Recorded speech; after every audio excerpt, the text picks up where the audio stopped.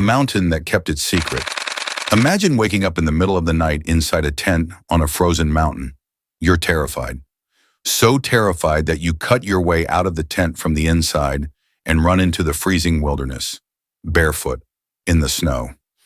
This is exactly what happened to 9 experienced hikers in the Ural Mountains of the Soviet Union in 1959.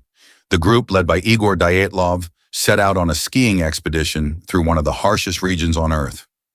Days later, they vanished. When rescuers finally found their campsite, something didn't make sense.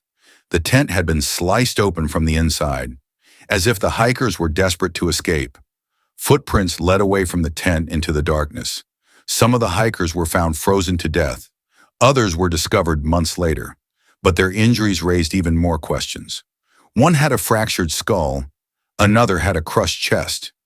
Yet there were no signs of a struggle, no evidence of another person being there. One victim was even missing her tongue.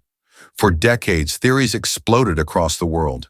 An avalanche, secret military experiments, a Yeti attack, even aliens. The mystery became known as the Dyatlov Pass Incident. More than 60 years later, investigators believe a rare type of avalanche may have triggered the panic.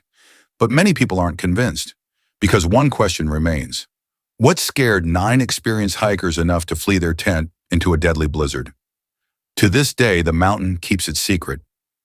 What do you think happened? Let me know in the comments, and don't forget to subscribe to Forgotten Chronicles for more forgotten stories from history.